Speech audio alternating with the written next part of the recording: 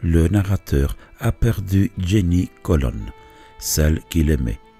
Il décide de l'appeler Aurélia à présent. Il commence à avoir des crises où il voit le fantôme de Jenny dans un monde imaginaire où tout semble avoir un lien. Une fois, il pense qu'Aurélia est morte, mais dans une autre vision suivante, son double lui dit qu'elle est vivante et le punit pour son obsession envers elle plutôt qu'envers Dieu. Le narrateur est très triste, mais ensuite il a une révélation réconfortante. Aurélia se transforme en Vierge Marie et lui promet son salut. Un médecin l'aide à sortir de ses hallucinations, mais Aurélia se transforme en étoile dans le ciel qui brillera pour toujours. Le narrateur se sent parfois comme un visionnaire essayant de comprendre et contrôler ce qu'il voit.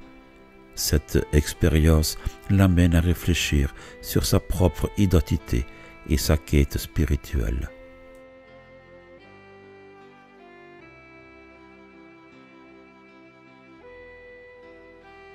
Le rêve est une seconde vie. Je n'ai pu percer sans frémir ces portes d'ivoire ou de corne qui nous séparent du monde invisible. Les premiers instants du sommeil sont l'image de la mort. Un engourdissement nébuleux saisit notre pensée, et nous ne pouvons déterminer l'instant précis où le moi, sous une autre forme, continue l'œuvre de l'existence. C'est un souterrain vague qui s'éclaire peu à peu et où se dégagent de l'ombre et de la nuit les pâles figures gravement immobiles qui habitent le séjour de l'Èbe. Puis, le tableau se forme, une clarté nouvelle illumine et fait jouer ces apparitions bizarres. Le monde des esprits s'ouvre pour nous. Swedenborg appelait ces visions mémorabilia.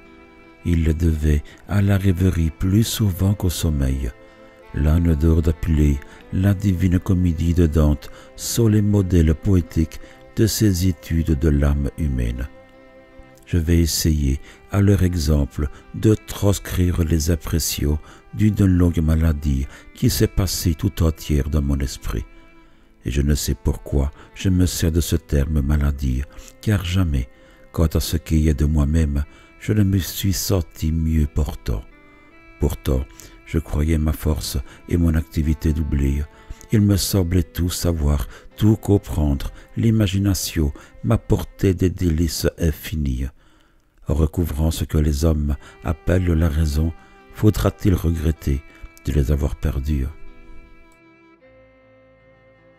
Le narrateur ressent le besoin de croire en un refuge contre le désespoir. Il cherche à mieux se comprendre en analysant ses rêves et ses cauchemars pour les comprendre et les contrôler. Il examine attentivement les liens entre sa vie quotidienne et le monde surnaturel. Sa fixation à diviser ce qu'il vit et ce qu'il écrit lui permet de suivre précisément le chemin de ses rêves et de trouver ce qui les relie tous. Ainsi, à la fin d'Aurélia, toutes les femmes qu'il a aimées se fondent en une seule entité, lui disant « Je suis la même que Marie, la même que ta mère, la même que toutes les formes que tu as toujours aimées. »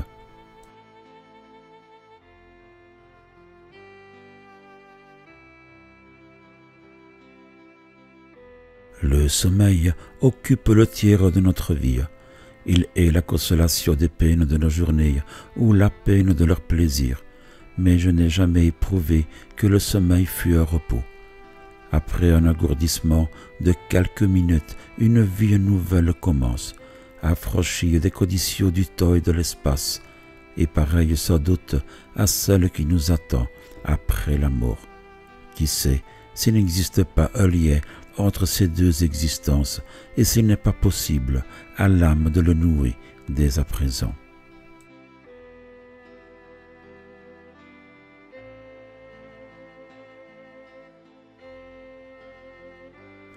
Je m'imaginais d'abord que les personnes réunies dans ce jardin avaient toutes quelque influence sur les astres, et que celui qui tournait sans cesse dans le même cercle y réglait la marche du soleil.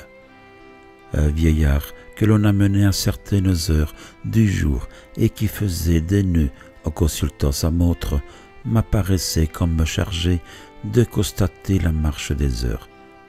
Je m'attribuais à moi-même une influence sur la marche de la lune, et je crus que cet astre avait reçu un coup de foudre du Tout-Puissant qui avait tracé sur sa face l'empreinte du masque que j'avais remarqué.